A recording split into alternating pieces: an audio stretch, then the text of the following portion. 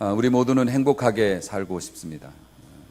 그런데 행복하게 살려면 딱 두 가지만 잘하면 된다고 하는데요. 그 한 가지는 과거를 붙잡고 집착하지 말라고, 또 하나는 아직 오지도 않은 미래 때문에 너무 스트레스 받지 말라고, 그 두 가지였습니다. 과거에 얽매이지 말고, 또 미래 때문에 너무 스트레스 받지 말라고, 그러면 행복할 거라고 가르쳐 주고 있습니다. 그런데 그게 가능할까요? 가능하지 못하죠. 왜냐하면 이론상으로는 그렇지만 과거에 우리의 상처나 과거에 있었던 놓쳤던 아까운 일들이나 또 혹은 억울했던 일들, 그런 거에 대해서 자유롭기가 쉽지가 않고, 또 앞으로 내가 닥쳐서 해 나가야 할 일들에 대한 두려움과 또 안 될 것 같다라고 하는 불안감, 이거 깨끗하게 떨쳐버리고 산다는 게 사실 정상적인 사고를 가진 사람이라면 쉽지가 않을 겁니다. 그런데 하나님께서는 그것이 가능하다고 말씀하시는 거죠.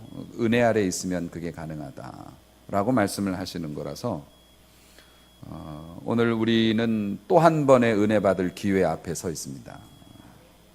이것을 놓치지 말고 오늘 꼭 하나님이 주시는 은혜를 경험하고 여러분이 행복의 삶으로 그렇게 끌려나가고 변화되는 것이 여러분의 삶에 있기를 주님의 이름으로 축복합니다. 스바냐서에 나타난 이스라엘, 굉장히 타락하고 부패한 시절이었습니다. 당시 이스라엘을 다스리던 왕은 요시야라고 하는 왕입니다. 이 왕은 8살의 왕이 됐어요. 초등학교 1학년 때 임금이 됐어요. 전후좌우 분별이 안 될 때 왕이 됐는데, 이 사람이 이렇게 일찍 왕이 될 수밖에 없었던 게 그 아버지가 22살의 왕이 돼서 딱 2년 나라 다스리고 자기 신하들한테 암살됐어요. 24살에. 근데 애는 8살이었다네. 그래서 아버지가 암살이 되고 나서 8살밖에 안 된 아들이 왕의 자리에 졸지에 오른 겁니다. 이 8살밖에 안 된 왕이 신하들의 도움으로 간신히 나라를 유지해 나가다가 어느 정도 철이 들었을 때, 청년이 되었을 때, 그 하나님의 성전이 너무 이렇게 안 좋게 퇴락이 돼서 리모델링을 하게 됐어요. 그런데 그 안에서 율법서 한 권을 발견하게 됩니다. 두루마리를. 오늘날로 말하면 그냥 성경책이죠. 그래서 젊은 왕이 고생도 많이 했고 별꼴을 다 보면서 살아왔던 왕이 하나님의 율법서를 이렇게 읽어보니 그 내용이 너무 기가 막힌 거예요. 자기는 그런 것도 모르고 살았는데 하나님이 이 나라를 어떻게 세우셨는지, 하나님께서 이 백성에게 무엇을 명령하셨고 어떤 저주를 또 말하셨는지, 이런 것들을 보고 충격을 받습니다. 그래서 우리나라가 이렇게 엉망이 되고 내 인생이 이렇게 된 게 하나님을 잘 못 섬겨서 그렇구나라고 깨닫고 대대적인 그 종교개혁을, 요시야가 종교개혁을 하죠. 그런데 사실 이 종교개혁은 실패하고 맙니다. 근데 그도 그럴 수밖에 없는 게 요시야의 아버지가 2년 왕하고 죽었잖아요. 그리고 그 할아버지가 그 되게 나쁜 사람이었어요. 요아스라고 하는 임금이었는데 55년을 남유다를 다스리면서 얼마나 불신앙적인 행동을 많이 했는지, 이분이 바벨론 그 제국, 우상의 근본이요, 우상의 근원이요, 적대적인 적그리스도 세력의 그 본부라고 하는 그 바벨론에 이렇게, 요즘으로 말하면 정상 외교라고 하나요? 대통령이 이렇게 가서 보고 그러지 않습니까? 그걸 갖다가 바벨론의 온갖 신들을 섬기는 성전이 너무 멋있는 거예요. 너무 멋있어서 그걸 수입을 했어요. 설계도를 가져다가 하나님의 성전을 바벨론 신들 섬기는 성전 모양으로 바꾸고, 그리고 신들도 수입해다가 거기다 갖다 놓고 하나님의 성전에서 바벨론 신을 섬겼습니다. 이 정도로 기본적인 생각이 이 정도니까 하나님 우습게 하는 거는 일도 아니죠. 55년을 나라를 그렇게 다스렸으니 백성들이 신앙생활을 어떻게 할 수 있었겠습니까? 결국에는 요시야가 그 아들도 2년 다스리면서도 하나님 안 섬기는 거는 여전했고, 그리고 할아버지, 아버지 거의 60년간을 불신앙의 세계로 이렇게 점철된 이스라엘을 젊은 왕이 몇 년 이렇게 하고, 결국에는 이 요시야 왕도 나중에 교만한 마음이 들어와서 선지자가 말리는 전쟁을 하러 갔다가 무깃도 전투에서 이 사람이 전사를 하게 되는데요. 그리고 나서 그의 아들이 3명이 연달아서 왕 노릇을 하게 되는데, 이 3명의 아들들도 아버지의 뒤를 따르지 않았어요. 그래서 불신앙적인 그런 정치를 하게 되고 불행하게 삶을 마감했습니다만, 나라가 이런 상황이어서 이 백성들이나 또 사회의 분위기가 아주 엉망이었죠. 그때 활동했던 선지자가 이 스바냐 선지자입니다. 하나님께서는 이 스바냐 선지자를 통해서 이스라엘 백성들의 잘못을 꾸짖으시고 아주 엄한 심판을 예고를 하십니다. 그러한 내용들이 오늘 우리는 16절부터 스바냐 3장 16절부터 읽었지만 1절서부터 나오는 내용이 그런 내용입니다. 여러분 성경을 주목해 보십시오. 스바냐 3장 1절 보니 패역하고 더러운 곳, 포악한 그 성읍, 화가 있을 것이다. 그 패역하고 더러운 곳이 바벨론이 아니라 예루살렘이었어요. 하나님께서 화가 단단히 나셨습니다. 에이 더러운 곳, 화가 있을 거다. 그가 명령을 듣지 않고 교훈을 받지 않고 여호와를 의뢰하지 아니하며 자기 하나님에게 가까이 나아가지 아니하였다. 하나님께서 속상하셔서 말씀하시면서 그 구체적인 예를 듭니다. 3절입니다. 스바냐 3장 3절 우리 함께 읽기를 원합니다. 그 가운데 방백들은 부르짖는 사자여, 그의 재판장들은 이튿날까지 남겨두는 것이 없는 저녁 일이요. 아멘. 얼마나 부패하고 타락했는지. 방백이라는 것은 정치하는 사람들을 의미합니다. 정치하는 사람들이 우는 사자라고 이야기합니다. 부르짖는 사자라고 이야기하는데, 사자가 부르짖을 때는 뭡니까? 배가 고파서 너를 잡아먹겠다 이러면서 사자가 으르렁 거리면서 먹을 거 없나 찾아다니는 거예요. 정치하는 사람들이 백성들의 피를 빨아먹으며 자기의 이익을 위해서 백성들을 희생시키는 것 눈 하나 깜짝 안 하고 오늘은 어떤 놈을 잡아먹을까? 권력을 가진 사람들이 부끄러움도 모르고 그렇게 백성들을 자기의 배를 채우는 그런 도구로 알고 사는 시대였다는 겁니다. 재판장들은 어떻습니까? 여러분, 나라가 아무리 정치하는 사람들이 못된 짓하고 별의별 일이 다 있어도요, 별의별 일이 다 있어도 사실 이 사람들을 구속시키거나 재판을 받게 해서 합당한 벌을 주는 법이 서 있으면 나라가 그렇게 썩지는 않죠. 그런데 이 재판장들이 어떤 사람들이라고 합니까? 이튿날까지 남겨두는 것이 없는 일이래요. 원래 이 개과 동물들이 밤에 사냥을 합니다. 밤 어두운데 떼로 몰려다니면서 연약한 짐승들을 잡아서요. 그리고 날이 밝으면 빼앗길까 봐 밤새 그걸 뜯어먹습니다. 탐욕스럽게 남겨놓지를 않아요. 빼앗길까 봐 자기 거를. 그러니까 어떡합니까? 이 재판하는 사람들이 사람들 부끄러우니까 몰래 구부러진 재판을 하는 거예요. 권력의 입에 맞게, 자신들의 이익에 맞게 그렇게 재판을 합니다. 밤에 몰려다니는 이리처럼 탐욕스럽게 자신의 이익을 해요. 요즘에도 사법부에 대한 불신과 또 이전 정권에서 정권의 입맛에 맞게 그렇게 재판 결과를 왜곡했다 해서 아직도 말이 많습니다. 사실 사법부의 정의가 사라지게 되면 그 나라의 정의는 땅에 떨어졌다고 하죠. 이제 마지막 보루 아닙니까? 이스라엘이 그런 일들을 그 옛날에 하고 있었다는 겁니다. 그뿐만이 아닙니다. 여러분 생각해 보십시오. 정치인들이 썩었습니다. 재판하는 사람들이 법도 썩었습니다. 그러면 연약한 우리 일반 백성들은 누구를 의지하겠습니까? 주의 종들을 의지할 것 아닙니까? 하나님의 선지자와 주의 말씀을 전파하는 그런 사람들을 의지하고 그렇게 신뢰하기 마련인데, 자, 4절 말씀 우리 같이 한번 읽겠습니다. 그의 선지자들은 경솔하고 간사한 사람들이요, 그의 제사장들은 성소를 더럽히고 율법을 범하였도다. 아멘. 이렇게 되어 있습니다. 여러분, 선지자들이 경솔하고 간사하다고 이야기합니다. 성경에서 말하는 이 경솔이라고 하는 건 쉽게 설명을 드리면 하나님의 뜻이 아닌데 하나님의 뜻이라고 우기면 경솔한 겁니다. 선지자는 먼저 알았다는 거잖아요. 우리보다 먼저 하나님의 뜻을 캐치를 한 거고, 그걸 그대로 일반 백성들에게 하나님께서 지금 이런 걸 원하십니다라고 가르쳐 줘야지 그게 선지자인데, 자기의 이익을 위해서 자기에게 유리한 대로 말해놓고 이게 하나님의 뜻이라고 우겨요. 그런 일들은 교회 안에서나 교회 밖에서나 비일비재합니다. 온 세상이, 그리고 어린아이도 다 알고 있습니다. 잘못된 일이라는 거. 그런데 그 이해 당사자가 되는 목회자만이 그건 마귀가 장난하는 거고 교회를 핍박하는 일이라고 그렇게 주장하면 그건 경솔한 겁니다.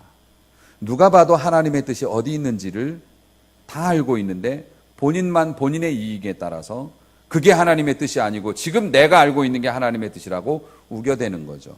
그걸 경솔하다고 이야기합니다. 제사장들은 성소를 더럽혔다고 이야기합니다.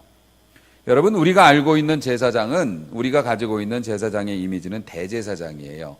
대제사장은 교회로 말하면 목사님이라고 할까요? 성전을 다스릴 때 성전 안에 제사장들이 1200명 정도, 성전이 클 때는 그렇게 근무했어요. 3교대로 돌아가면서 근무했어요.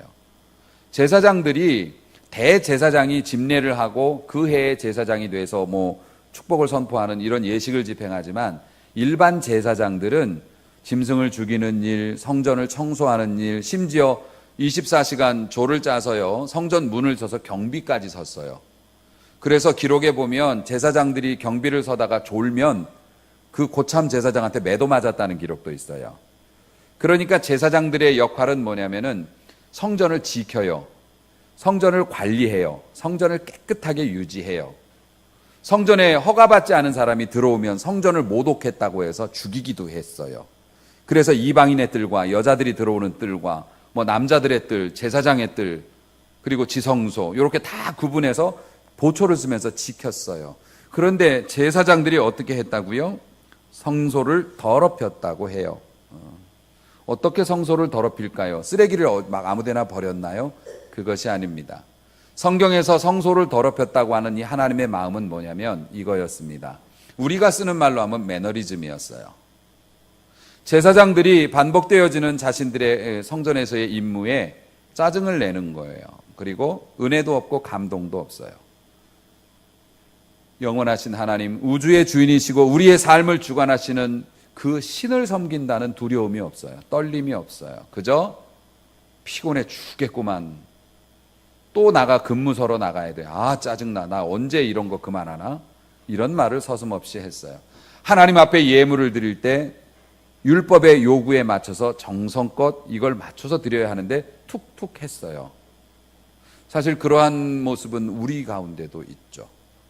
오래된 봉사나 오래된 직분에 대해서 귀한 것을 모르고 잊을만 하면 주일이 돌아오고 잊을만 하면은 또 하나님 앞에 바쳐야 할 때가 오고 이거 빨리 끝나고 가서 뭐 해야 되는데, 이런 마음을 가지고 하나님을 섬기는 것을, 하나님은 너희는 내 성소를 더럽히고 있다라고 말씀하신대요. 제사장들이 아무런 경각심도 없이 은혜도 없이 그냥 귀찮아하면서 짜증내면서 그냥 하나님 앞에 종교 행위를 했다는 겁니다. 율법 우습게 여기면서. 자, 상황이 이렇게 되는데요. 그런 상황 속에서도 놀라운 일이 있어요. 5절 말씀 우리 함께 같이 읽겠습니다. 그 가운데 계시는 여호와는 의로우사 불의를 행하지 아니하시고 아침마다 빠짐없이 자기의 공의를 비추시거늘 불의한 자는 수치를 알지 못하는도다. 아멘. 정말 놀라운데요. 그런 알량한 헌신과 예배를 드리는데 우리 하나님께서는 거기에 이렇게 끼어 앉아 계셨대요. 할렐루야. 에라, 이 치사해서 내가 못 받겠다. 오늘 우리 교동문에서 봤죠. 하나님께서 말씀하세요. 나는 니네 집에 소나 너희 집에 염소를 탐내지 않아. 내가 아무리 배가 고파도 나 뭐 좀 주지 않으련 하고 말하지 않아. 그 이유는 아프리카 대초원을 까맣게 덮고 있는 그 많은 짐승이 다 내 것이고, 하늘의 태양을 가리면서 날아오는 숫자를 셀 수 없는 많은 새들 한 마리 한 마리 다 내가 아는 것이고, 온 사냐와 온 천지에 있는 모든 것이 다 내 것이기 때문에 나는 너희 집의 염소에 피를 달라고 말하지 않아. 하나님이 말씀하세요. 그런 하나님께서 그 좁은 성전에서 툭툭 던지는 예물을 받으시며 알량한 예배와 알량한 헌신 속에서도 아이 정말 치사해서 여기 못 있겠네, 나 간다 라고 말씀 안 하시고 그 자리에 계셨대요. 여러분, 항상 그렇지만 우리가 하나님을 못 보는 것이지 하나님이 우리를 떠나신 적은 없었던 겁니다. 할렐루야. 그 썩은 이스라엘과 그 썩은 제도와 그 예배 속에서도 하나님께서는 그곳에 계셨었답니다. 말씀하십니다. 그 가운데 계시는 여호와는 의로우셔서 불의를 행하지 않으시고 아침마다 빠짐없이 공의를 비춰요. 공의라는 것이 뭡니까? 얘야, 네가 아무리 이뻐도 지금 네가 손이 더러우면 이 음식을 집을 수 없어. 네가 아무리 내 자식이고 이뻐도 손을 씻어야 음식을 집을 수 있다. 혹은 네가 아무리 나하고 친해도 지금 네가 잘못한 것에 대해서는 반드시 거기에 해당하는 일을 벌을 받아야 해. 그렇지 않으면 나를 만날 수가 없어. 이게 공의예요. 그 공의에 하나님께서 빛을 비추신대요. 아침마다 태양빛이 되겠지만 여러분, 어떤 교회, 어떤 신자도요, 은혜 받을 기회를 계속 주신다고요. 하나님께서. 우리가 아무리 시험 들고 실족하고 뭐 더러움 속에 거해도요, 하나님께서는 은혜의 햇볕을 아침마다 비춰주시고 사람을 통해서, 예배를 통해서, 관계를 통해서 너 그러면 안 되는데, 너 그러면 벌 받는데, 하나님께서 떠나지 않으시면서 계속 말씀을 해주신대요. 그런데 어떡합니까? 불의한 자는 거울을 대줘도 수치를 알지 못했다. 성경이 기록하고 있어요. 뭐 이 정도 되면 벌 받을 조건 다 됐죠. 뭐 심판밖에 남지 않은 겁니다. 하나님께서 얼마나 분노하시는지요. 뭐 대단하십니다. 내가 불을 보내어서 다 소멸시켜버리겠다부터 시작해서요. 하나님께서 막 엄청난 심판의 메시지를 보냅니다. 6절 보니 내가 여러 나라를 끊어버렸으므로 내가 그들의 망대가 파괴되었고 내가 그들을 거리에 비게하여 지나가는 자가 없게 하고, 뭐 엄청난 분노를 하십니다. 그런데 갑자기 징계하신다고 하면서 펄펄 뛰며 분노하시던 하나님께서 갑자기 구원의 소식을 전합니다. 그것이 9절부터예요. 자, 일단 8절을 여러분이 한번 주목해 보십시오. 나 여호와가 말하노라. 그러므로 내가 일어나 벌할 날까지 너희는 나를 기다리라. 니네 딱 기다려 아주. 내가 너희 심판할 거야. 내가 벌 주는 날이 오는데 너희 그날 때까지 너희 기다려야 돼. 내가 뜻을 정하고 나의 분노와 모든 진노를 쏟으려고 여러 나라를 소집했어요. 이전에는 하나님께서 말씀을 통해서 혹은 환난을 통해서 손으로 때리셨으면 이제 막대기로 때리시겠다는 거야. 그 몽둥이가 뭡니까? 주변의 나라들. 손으로 때리는 거는 그나마 좀 맞을 만한데 몽둥이는 인정사정 없잖아요. 이방의 나라들은 자기 욕심을 따라 미쳐가지고 침략하는 거니까 인정사정이 없습니다. 그 나라들을 소집해요. 왕국들을 모아요.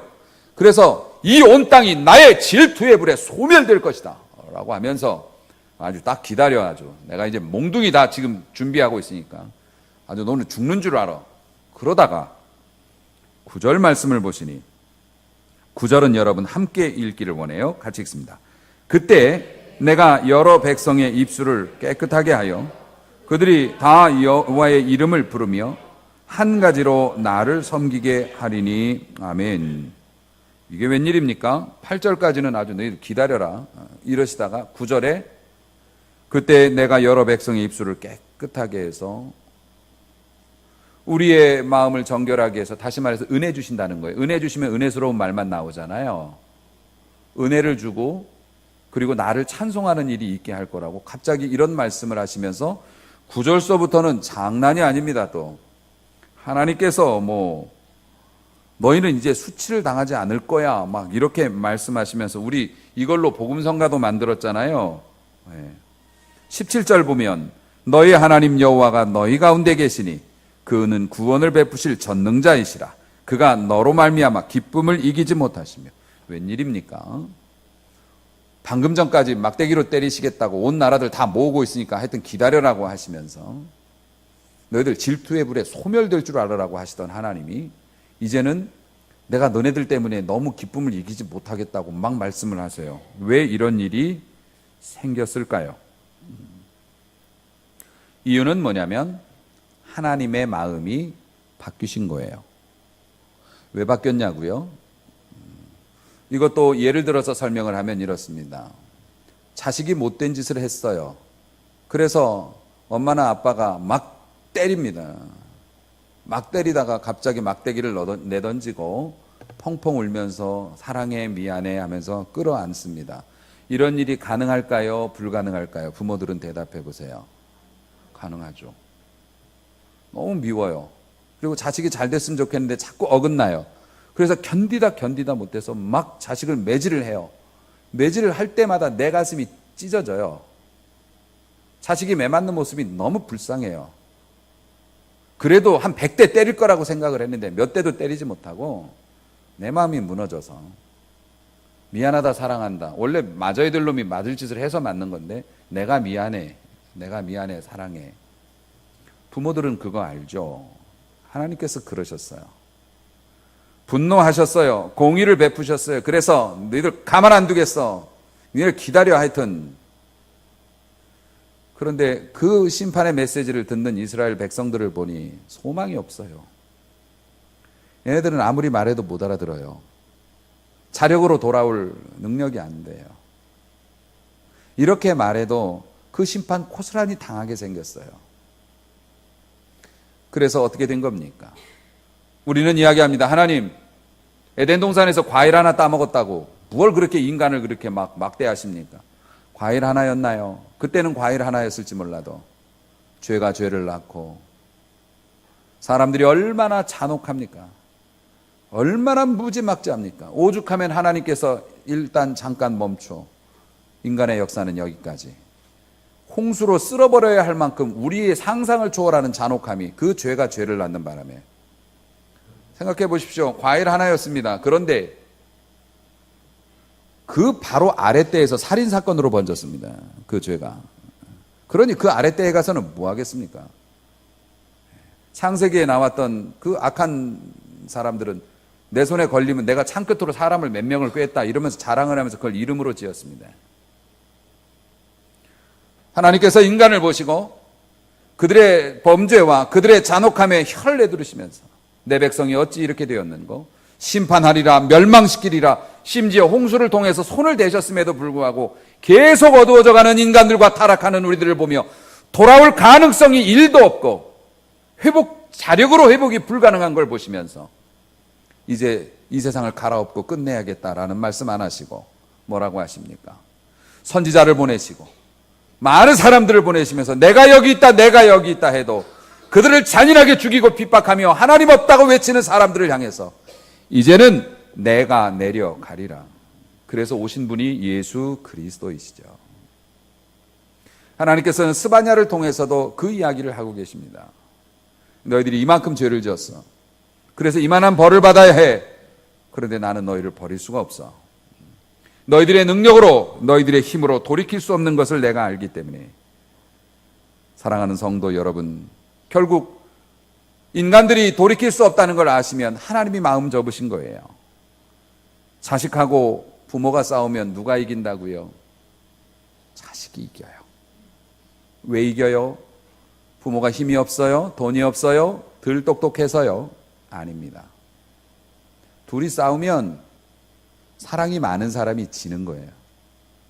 부모가 사랑이 많아서 자식한테 지는 거예요. 분명히 그렇게 되면 잘못된 것이고, 그렇게 분명히 가면 고생할 거 알면서도 때를 쓰고 고집 부리면 어떡합니까? 허락해 줄 수밖에 없는 게 부모예요. 여러분, 구약에 보면 심판 이야기가 굉장히 많이 나옵니다. 이스라엘 나라에 대한 심판을 경고하는 메시지도 있고요. 이방 나라들에 대해서 심판을 경고한 메시지도 있어요. 이방 나라들은 이렇습니다. 너희들이 이런 죄를 범했으니까 나는 이렇게 심판한다. 땡이에요. 이스라엘에 대한 심판은 이렇습니다. 너희들이 이런 죄를 범했으니까 나는 이렇게 심판한다. 가로 열고. 하지만 지금이라도 돌이킨다면 나는 이런 복을 줄 수도 있다라고 항상 뒤에다 이걸 남겨놓으세요. 왜 그래요? 자식이니까 그러세요. 우리의 아버지시기 때문에 그러세요. 사랑하는 성도 여러분, 그런 구원을 지금 스바냐에 나온 구원이나 우리가 받은 예수님께로부터 받은 구원이나 하나님의 메시지 다 해보면은요, 이유 없는 구원이고요. 예상치 못한 구원이에요. 그래서 사람들은 믿지 않았어요. 복음을 미련한 것이라고 했어요.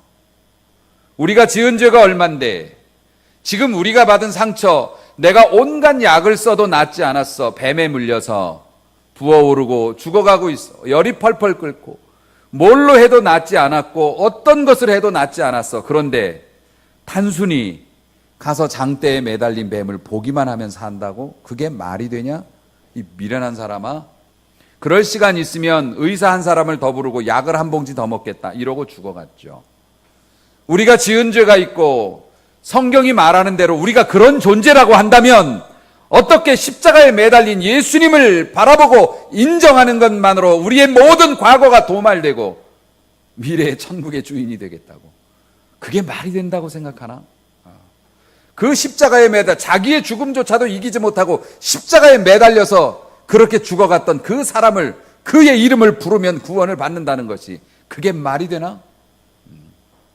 하나님께서는 우리가 소망이 없고 능력이 없음을 아시고 커트라인을 그렇게 낮추셔서 구원의 문턱을 낮추셨는데 그걸 이해 못하는 사람들은 미련한 것이라고 하면서 거절해요. 인간으로 보면 예상하지 못했고 납득되지 않으니까요. 여러분, 하나님께서 왜 아브라함을 불러서 믿음의 조상을 만드셨을까?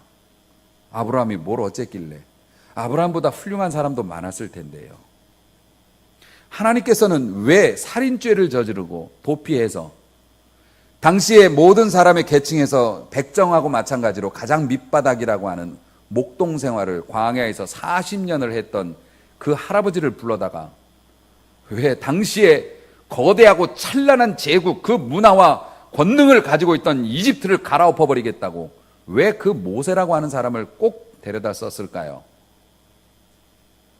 예나 지금이나 나이 80이면은 젊다고 말할 수 없지요. 그보다 젊고 유능한 사람들도 많이 있었을 텐데 왜 하나님은 모세를 데려다 쓰셨을까요? 왜 하나님께서는 동네에서 평범한 물고기 잡는 아저씨들을 데려다가, 많이 배우고 똑똑한 사람도 많을 텐데 왜 제자를 만드시고 그 당시에 애굽과 버금가는 찬란한 문화를 이루고 권능으로, 그 권력으로 세상을 통치했던 로마 제국을, 그 모지래기 12명의 사람들, 그 중에 하나는 또 불량이 났고요, 그 사람들을 통해서 그 제국을 엎으셨을까요? 왜 하나님께서는 성격도 나쁘고 이를 갈면서 예수 믿는 사람이라고 하면 증오하면서 도시락 싸가지고 다니면서 핍박하던 사도 바울을 불러서 세상을 누비며 하나님의 복음을 전하는 순수한 일꾼으로 만드셨을까요? 이유가 있습니까? 없습니다. 여러분이 이곳에 앉아 있는 것도 다른 이유가 있어서가 아니겠죠. 하나님의 만극하신 그 사랑 때문에 우리는 그걸 알지 못하지만 천국에 가면 알게 되겠죠. 그래서 천국은 좋은 곳입니다. 사랑하는 성도 여러분, 우리가 어떻게 구원받고 이 자리에 있을까? 우리 청년들, 우리 교회 청년들 참 자랑스럽고 훌륭한 청년들이죠. 요즘에 젊은이들이 얼마나 힘들게 살아요. 다들 스펙 쌓느라고 힘들고 자기 자리 잡느라고 진짜 각박한 세상에서 그럽니다. 세상의 문화는 너무 타락해 있고요. 그 속에서 허덕이다가 주말 되고 주일 되고 그럼 데이트하러 가거나 아니면은 한 잠이라도 더 자야 되는데, 우리 청년들 교회 나와서 아침 9시 전에 안내를 서고 있으면 우리 청년들이 제일 처음에 들어와요. 교회 운행하는 차를 타고. 두 녀석이 예쁘게 하고 엘리베이터에서 내리면서 이 젊은 애들이 처음으로 하는 말이 피곤해 그러면서 내려요. 그래요. 직장 생활하고 피곤하죠. 피곤해. 야, 너네 교회 와서 아무것도 안 하고 무슨 피곤하냐? 무슨? 그러면서 얘기했지만 너무 이쁘고 자랑스럽죠. 그 청년들이, 우리 젊은이들이 이런 세대의 문화 속에서 교회에 와서 봉사하고 헌신하고 이렇게 하는 거 무슨 이유가 있겠어요? 하나님의 사랑 때문이죠. 여러분, 우리가 이해할 수 없는 구원이고 예상하지 못했던 구원이죠. 그래서 하나님께서는 말씀하십니다. 오늘 읽은 본문 16절 후반에 보니 두려워하지 말라 시온아 내 손을 들어드리지 말라 말씀하세요. 이것이 오늘 이 자리에 앉아있는 하나님의 이해할 수 없는 구원을 받은 하나님의 백성 여러분들에게 주시는 하나님의 메시지입니다. 두려워하지 말라. 네 손 늘어뜨리지 말라. 희망이 있는 사람은 자꾸 손을 움직여요. 아니요, 저기요, 뭐요. 이거라도 절망한 사람은 손을 늘어뜨리고 모르겠어요. 아무것도 못해요. 손 늘어뜨리지 말라고 말씀하시는 겁니다. 하나님은 말씀하십니다. 이스라엘이 왜 회복되었느냐? 이유가 이스라엘에게 있었을까? 아니라고. 너 자신을 바라보면 실망하고 절망하고 좌절할 수밖에 없는 상황에 있을지라도 내가 있으므로, 내가 너를 떠나지 않았으므로. 그래서 그리스도인의 절망과 좌절은 교만이라고 얘기합니다. 왜냐하면 왜 절망하고 좌절하냐면 자기 힘으로 할 수 없다고 느끼기 때문에 이제 더 이상 방법이 없다고 느끼잖아요. 왜 방법이 없어요? 하나님 계신데. 할렐루야. 하나님 계신데. 물론 감정의 요동까지 없다고 하면 사람도 아니죠. 저도 겁날 때도 있고 노여울 때도 있고 아쉬울 때도 있고 그렇습니다. 하지만 걱정하지 않아요. 두려워하지 않아요. 그건 그거고 내가 오늘 하나님 앞에서 해야 할 일은 해야 할 일인 거죠. 여러분, 우리 하나님이 하십니다. 손 늘어뜨리지 마세요. 주변 상황 보고 불리하다고 그래서 발 빼지 마세요. 하나님이 역사하실 겁니다. 그 이유를 묻지 마세요. 하나님의 사랑 때문에 그렇습니다. 여러분, 그런 하나님을 바라보는 것이, 우리가 능력이 없으면은 체면이라도 차려야죠. 우리가 힘은 없지만 우리 하나님이 도와주실 거라는 마음 가지고 하나님은 바라봐야죠. 소망을 가져야죠. 저는 고백합니다. 성경에 나타난 위대한 사람들이나 심지어는 어쩌면 이 자리에 있는 성도 여러분들보다 제가 더 믿음이 없을 수도 있겠죠. 설령 그렇다 하더라도 하나님은 이 믿음 없는 저를 통해서도 일하실 수 있는 분이심을 저는 믿습니다. 여러분의 자녀가 여러분의 눈에 안 차도, 여러분의 가족들이나 또 여러분의 주변에 있는 분들이 그래도 하나님은 붙잡고 일하실 수 있고, 여러분 자신도 비록 부족함이 있어도 하나님이 쓰신다고 하는 그 자부심을, 그런 믿음을 여러분도 저와 같이, 저처럼 그렇게 가질 수 있었으면 좋겠습니다. 여러분, 부족하고 또 절망하고 좌절할 수밖에 없었던 이스라엘, 그 죄에 얼룩져 있었던 이스라엘을 조차도 내가 너로 인하여 기쁨을 이기지 못한다 하실 정도면, 하나님 한 번 더 해보고 싶어요. 하나님 저 실망하지 않고 다시 기도 시작할래요. 다시 충성해보고 싶어요. 하나님, 그렇게 나가가면 얼마나 이뻐하시겠습니까? 오늘 말씀 제목이 뭡니까? 끔찍한 사랑. 제목이 좀 끔찍하죠. 이 끔찍하다는 말이 국어사전에 보면 두 가지의 의미로 해석이 됩니다. 하나는 뭐냐면 진저리가 날 정도로 참혹하다라고 하는 걸 끔찍하다 그래요. 보면 몸이 진저리가 쳐질 정도로 너무 끔찍해, 너무 참혹해. 그걸 끔찍하다고 얘기해요. 하나님께서 초반에 너희들 가만 안 두겠어, 너희들 다 갈아엎어버리겠어, 하나님께서 막 끔찍한 심판을 예고하십니다. 그런데 끔찍하다는 말에 또 하나의 의미가 있습니다. 또 하나의 의미가 뭐냐면 정도가 지나쳐서 놀랍다라는 뜻이 있어요. 하나님께서 백성을 사랑하시는데 상상할 수 없는 그 사랑 때문에 그 사랑이 지나쳐요. 하나님 스스로도 얘기하셨어요. 나는 눈먼 사랑을 한다고. 안 보인다고. 그냥 너만 보인다고. 나는 눈먼 사랑을 한다고 그러셨어요. 그러니까 사람들이 하나님의 그 사랑이 너무 정도가 지나치게 사랑하니까 못 믿을 정도로 그래서 부모가 자식을 어떻게 사랑한다고요? 끔찍히 사랑한다고 하죠. 그거는 사람들이 볼 때 정도가 지나쳐서 놀랄 정도로 사랑한다는 뜻이에요. 너무 참혹해서 진저리가 쳐질 정도로 무섭게 진노하시던 하나님께서 그 사랑을 이기지 못하시고 내가 너희를 사랑하기 때문에 질투했고 사랑하기 때문에 더 이상 너희를 그렇게 참혹하게 대할 수 없어서 사랑하기 때문에 오늘 한 번 더 너희를 더 끌어안고 싶어 라고 하는 정도가 지나쳐서 놀라운 끔찍한 사랑으로 오늘 우리에게 다가오십니다. 저는 여러분들이 오늘 말씀을 듣고 두 가지를 기억했으면 좋겠어요. 여러분이 어떤 상황, 어떤 환경, 우리 교회가 어떤 일을 당해도 하나님은 이곳에 계시고 여러분의 마음속에 계십니다. 하나님은 계속 기회를 주실 거예요. 오늘도 그 큰 기회고요. 여러분이 그 하나님 앞에서 하나님 도와주시니까 나 다시 한번 해볼래요. 그렇게 말씀하시면 하나님의 끔찍한 사랑을 맛보게 될 줄로 믿습니다. 염려하지 마세요. 손을 늘어뜨리지 마세요. 여러분과 제가 하나님의 자녀임을 성경과 성령이 증거하고 있고 우리가 알고 있는데 그럼 됐지 무슨 걱정이세요? 부족한 건 하나님이 고쳐주실 거고요. 모자란 건 곧 채워주실 겁니다. 염려하지 마시고 하나님 앞에 즐거워하세요. 오늘도 서로 사랑하며 그 사랑에 감사하며 그 사랑 본받으려고 애를 쓰면 하나님께서 놀라운 은혜와 그 축복으로 우리를 붙잡아 주실 줄로 믿습니다. 이 믿음으로 승리하시기를 주의 이름으로 축원합니다.